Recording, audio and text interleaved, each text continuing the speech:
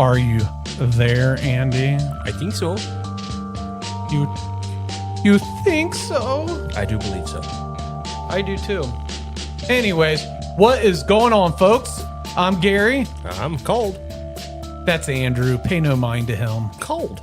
And we are with Brunner's Lawn and Services, coming to you with this week's Brunner's Bits. Indeed. It is cold. I don't like it. It's I'm just being a baby. It's getting colder and colder I need to and go colder. buy boots. You know, the good thing about cold, though, it's a nice hot cup of coffee. Chili and soup. Soup. And soup. Yes. Last night, Shannon made this amazing sausage and beans and rice. And she took a bite of it and goes, I don't like my own cooking. As me and Gavin are sitting there like, yum, yum, yum. Yeah. So good. Found a potato soup recipe I really like. She has a pretty good one. So this week, folks, we're going to talk about what Brunner's does in the fall, which is a couple things. Few things. Just a couple.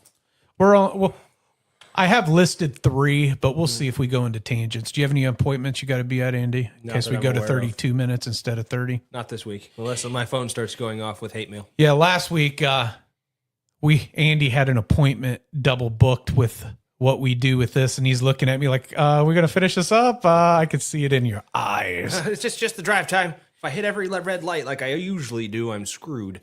And then GIE Expo this week, or I'm sorry, the Equip Expo Yes, the this Equip week. Expo. Many cool things. Yeah, find out some cool things for us to purchase. Yes. In my best despicable me voice, something to purchase. My name is Gru, and I am very, very evil. So I'm trying to talk Shannon into her and I dressing up as minions. There you go. For Tasha's having a Halloween party.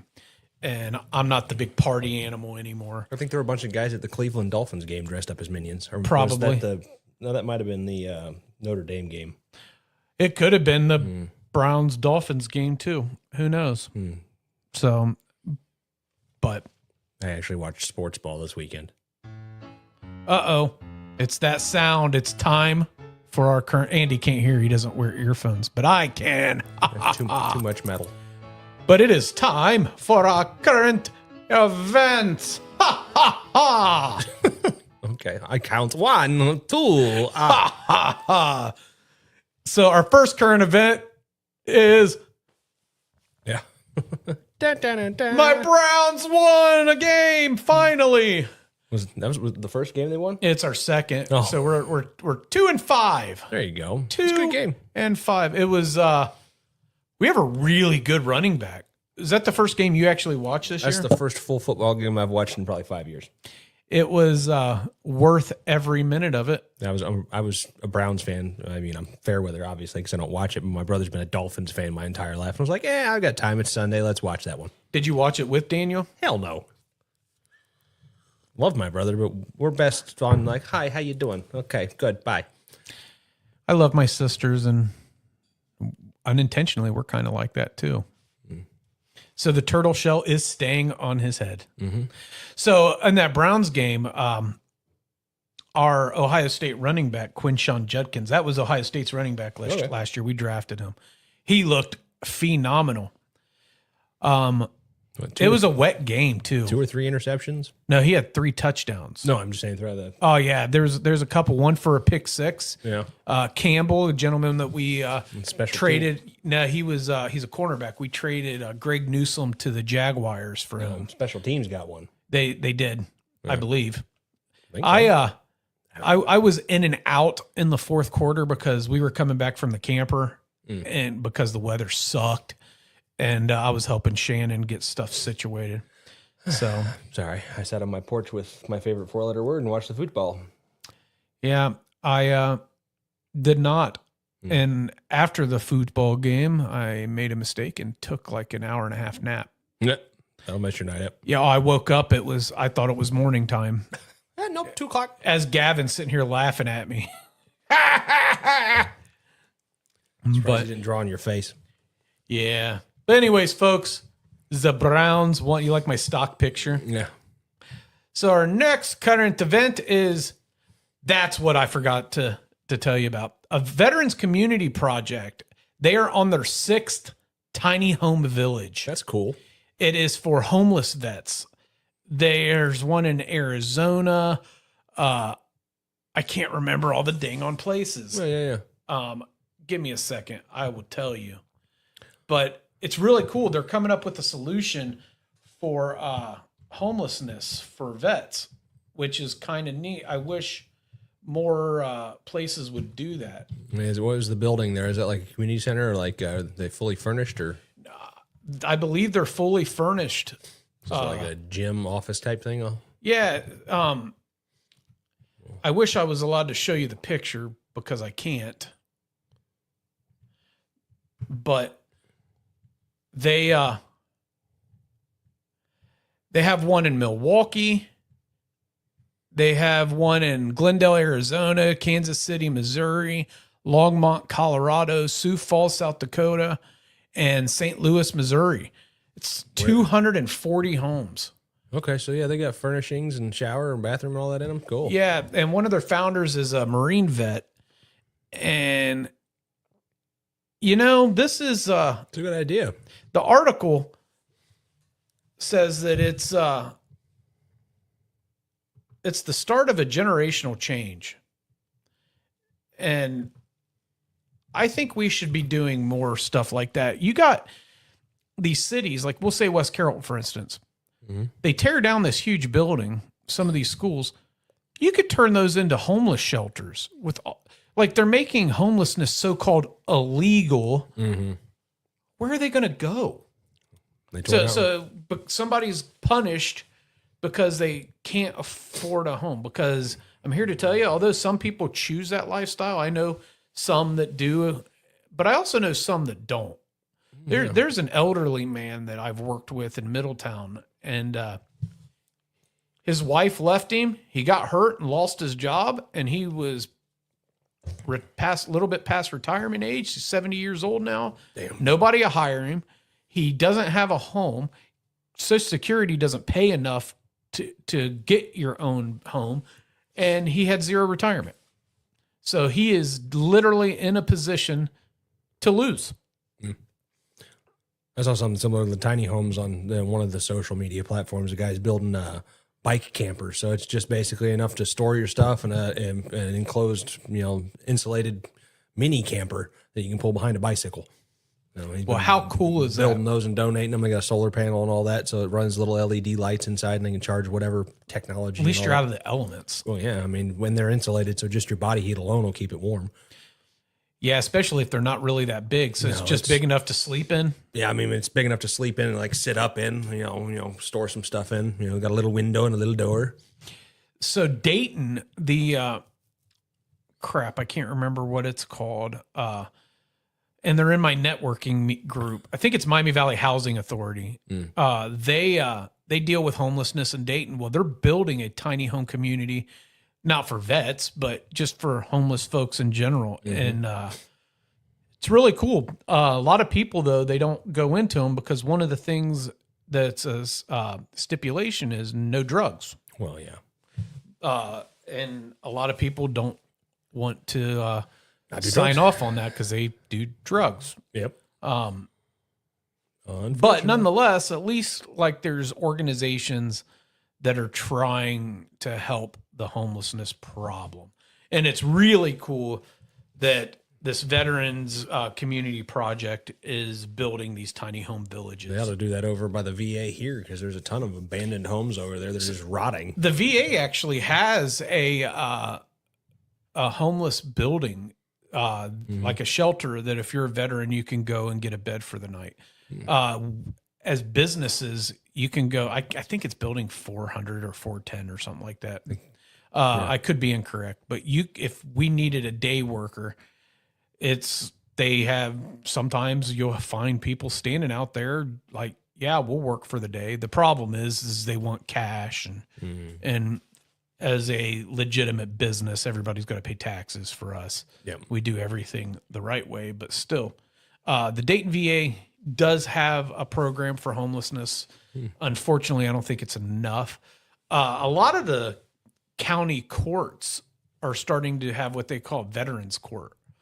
So if you're a veteran that's like been in trouble a lot and stuff, they have a specific court that will help you like get your stuff together. My guess is you can only use it so often, so much before they say, hold on a second. Like you're not rehabbing. Yeah, exactly. But that's really cool that they're starting to come up with solutions for homelessness. Mm-hmm. So, and our last is today is Weird Al Yankovic's birthday. How cool is that? I still haven't seen that movie about him yet. I haven't either. So he's what, 65? Yeah, looks like it. Or is that 60? Yeah, no, he's 66. Do your math, Andy. 55. 56. I don't know. Six. Man, we suck at math. It's the 20. It's not the 23rd. Oh no, today's. Yeah, okay. So I don't know. I'm not mathing that right 2025. I think he's 65. 5, 6. He's 66. 66. So, with that being said, what's your favorite Weird Al song? Oh hell, I'm not gonna pull one out of my brain right now that I can think of off the top of my head. Oh, dude, I remember you probably weren't born yet, or if you were really little. I remember being like 6 or 7 years old. No, you wouldn't have been born yet when Fat came out. So Michael Jackson, when Bad came out, it was a whole production. It was on it was on television because it was Michael Jackson was notorious for turning a song into like a half-hour storyline and then play this and then introduce the song in. Well, when Bad came out, thought it was the greatest song ever. Then Weird Al did a parody, Fat, and he looked like a Garbage Pail Kid. I've seen that. And I also liked the Amish Paradise. Oh yeah, that was that parody that he did, talking about churning the butter. And I think it was Gangster's Paradise was the actual song, and he redid it as Amish Paradise. And here, folks, here's a little shout out to West Carrollton Fire Department. They gave me this cup years ago for being a past fireman there. So you're shout out. Scrolling through and see what songs like Like a Surgeon was pretty good. It was a Madonna parody. Just Eat It. Yeah. Which was a good one. White and Nerdy. Yep. Another one, Rides the Bus. I've never seen that, heard that one, but that sounds like a Weird Al. Yeah. He was also in that movie. I think it was called UHF in the 80s. He was in a movie. It was a parody movie. Andy's got to look it up. We don't have Aisha here today to look up our downfalls tangents. And our tangents. But anyways, yeah, he had he's something else. And kudos to him because he always kind of stayed somewhat like G-rated. He's been in a bunch of stuff. He's voiced a bunch of stuff. Tape Heads. Never heard of it. Spark Brothers. I just know of UHF. So UHF. it was an 80s movie that he was in. It's on Amazon Prime right now. Can't find it, can you? No. He takes over a local television station. Oh, it was at the top. So, okay. Who's calling you? Misty. The wife. Right back. So, but yeah, Andy's going to text his wife because she's calling in the middle of a show. How dare she? But we love you, Misty. If she blows it up again, I'll answer it, but I just text her. So yeah, Weird Al. Happy birthday, bro. You're old enough to be my daddy. But let's jump into the stuff that really matters. On to the next thing. Things that we do in the fall at Brunner's Lawn and Services. We are cold. Leaf removal. It Such is fun. It used to be worse. So tarping leaves and trying to pack them into the bed of a truck so you can go dump them and come back and repeat process, and then going through people's yards dragging tarps that don't clean up their dog poo. Yeah, that's the worst. It's a benefit having the vacuum truck, though. Yeah, the guys don't know how good they have it. We have 2 of those big back trucks now. So I remember, the majority, I would say probably 10 of the first 15 years of us being in business, we tarped everything. Yep, drug it up onto trailers or in beds of trucks or to the curb. It was awful. Wasn't fun. Yeah, pick up your dog poop. We didn't have the leaf vac when Kevin worked here, did we? No, we've only had that. That was 2020. Maybe we've had year. it. Maybe we've had it for 6 years. Because Jeff welded the frame of it. That's correct. Yeah. Yeah. I tell you what, the folks, again, they don't realize how lucky they are. And it's really nice that when we get the HOAs, they think I'm ignoring them when they say, well, the leaf pickups at this time, so make sure that they're done by this time. No, we'll get them done when we get them done because we'll vacuum them up and get rid of them. We played that game when we started off waiting for the cities, and then we found out really quick that it's illegal for a commercial company to put the leaves on the curb. The city curb, yep. People don't realize that it's illegal for us to do that. Yep. Like we can't dump any of our cleanup or anything else on the curb for the city to pick up. They will fine us because we're getting paid to do it. Although Washington Township's leaf truck tried to kill me earlier. What, today? Yeah. What happened? Ran me off the road. By accident or just no? They just whipped out to turn around, and their guy must not have been paying attention. Thankfully, that place right there on Paragon, that Heart place, or is that the hospice? I think so. Yeah, right there on the right hand side when you go over the bridge. Yeah. I managed to dip in there real fast, and they were looking at me like, "Oh, my bad." I turned around and tried to go after him, but they dipped back into the neighborhood, and I was like, "Eh." So with leaf removal, what's your least favorite part of it? Frozen leaves, when Mother Nature is mean to us and waits for a long time and we're trying to vacuum frozen leaves off the ground, or back to dog poop. Yeah, that and leaves in mulch beds that have really good perennials in them, because I'm always afraid that by raking or blowing out, I'm going to tear up some of the plants. It does happen, especially people that want their, oh, my mums, you knocked a piece off your mom. Like, okay, I'm sorry, but how long they been there? 15 years? Like, they'll be fine. I would say, honestly, and it's not necessarily the job of doing the leaf cleanup that annoys me as much as it is the residents getting ticked off at us for mowing over them, not realizing that we're actually doing their turf a favor by mowing over them as we can. Now, it's different if you got a big pile and you mow over it, because then you're going to kill it. But if the beginning of the leaf falling time, the beginning of fall, it's actually really good to mulch up those leaves. It's about the best natural fertilizer that it is. I mean, the whole nature circle of life thing that there is. But then you have to explain that every year. It's an ongoing thing. Like, it's good for it. And you only have 2 leaf removals built into your entire contract for the year. So you don't want them sitting there over the winter. What would you like for us to do?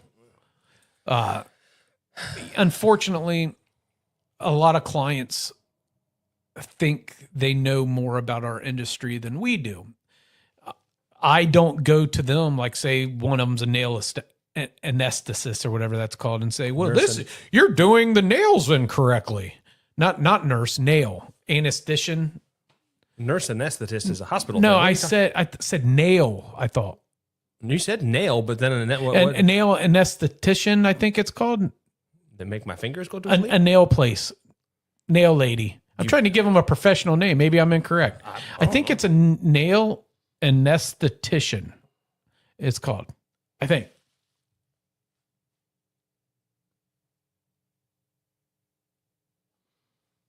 Again, Andy is looking up. Nail technician. Why am I thinking anesthetician? I was going to say, make my fingers go to sleep. Maybe I'm an idiot. Maybe you guys are listening to the wrong guy talking on here. Or a manicurist? Manicurist. Oh. I don't know. But anyways, moral of the story is I don't go and tell them how to do their job, obviously, because I can't even say their job. I could do that. I got a roto-zip. Or a doctor telling a doctor, like, well, this is what my blood work says. Well, 9 times out of 10, the doctor's probably going to be correct at what they're telling you. Mitch was making fun of me and Jeff yesterday because we were out comparing blood work we had drawn.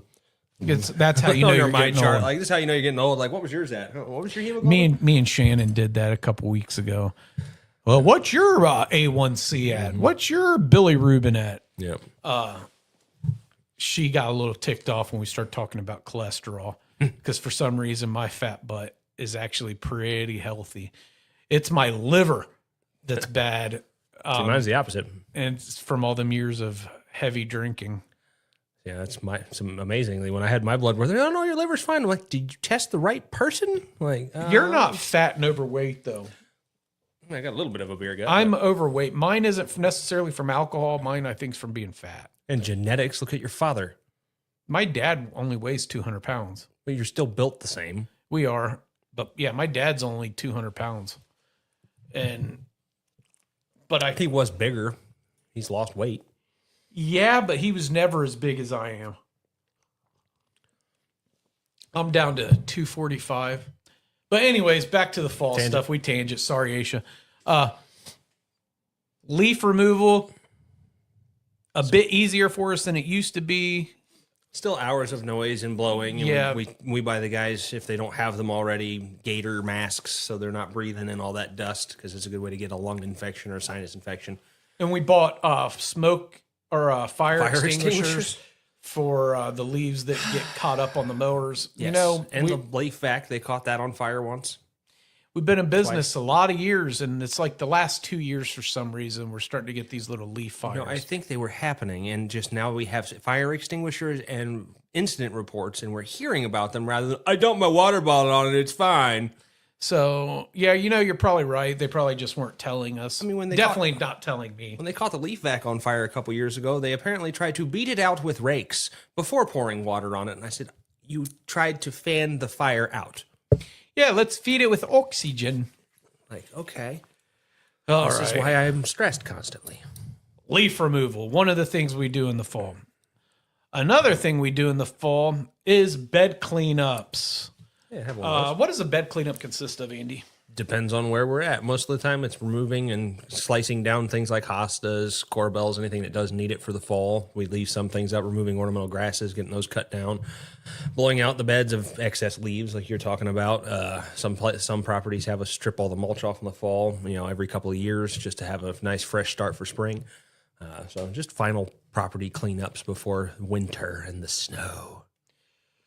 Fall cleanups are probably, of all the work that we do, as long as you know what you're working with, fall cleanups are probably one of the most, probably one of the easiest of all of our jobs. Depends. Cutting down those ornamental grasses is no joke. If you don't have long sleeves on, they slice the snot out of you and you don't realize it until you get into a shower. And then it hurts real bad. And you do find bugs and things and plants that you didn't realize were there until you're holding on to spiders. Big spiders. Wolf spiders like that. Snakes. Those don't bother me. Yeah, they bother me. He don't like snakes. Josh don't like spiders. Yeah. Fall cleanups typically take around the same time as a spring cleanup for the most part. It depends. I mean, we have some things we don't cut down in the spring or in the fall that we cut down in the spring just for the health and safety of the plants, and then go and hard prune some things too, depending on what the client wants. We remove annuals. Speaking of, we got to get our stock Slagers order in by Friday, which is tomorrow. They sent me an email. Once I figure out what we're doing with that hill property, we'll be able to go ahead and order for the most part. They should let us know today or tomorrow. So hopefully not order it ahead of time anyway, and we'll just have to figure it out at that point. Yeah, my guess is once you order it, you could say, I don't need it. I think they're different than Acorn. I don't think they are. I think you order it, you paying for it. Which, if we have to pay for it and find somewhere, we're going to make a lot of stuff look extra, extra pretty. Yeah, which is okay. We always try to order extra flowers anyways because it's just easier that way. Yes. Give them away. Well, this year they came in handy doing Domtar, the last minute thing that they need is like, oh, cool. Hey, corporate's coming. Can you make it extra pretty? Like, all right. Absolutely. We have extra flowers. Yep. So, because we ended up having, I think, like 10, 15 extra flats of begonias this year. Yeah.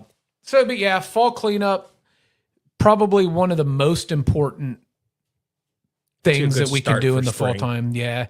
You can always tell that when a client cancels their landscaper by how they do their fall cleanup.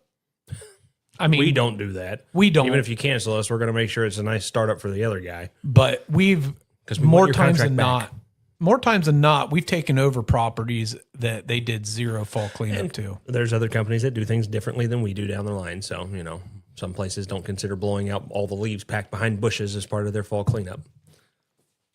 Yeah, that is true. And then, They're rotten and moldy come spring. Yay. and it sucks. I would say for the fall and leaf cleanup, one of the worst things that we didn't talk about was putting together the leaf wagon. Well, thankfully that's done. Tuesday. Yeah. So Dale was not happy with actually connecting the leaf vac. He said, there's got to be an easier way. I was like, there's not. he's like, we can weld it on. I'm like, I don't want to weld it on. And because then it's a permanent fixture and then there's more chance for damage.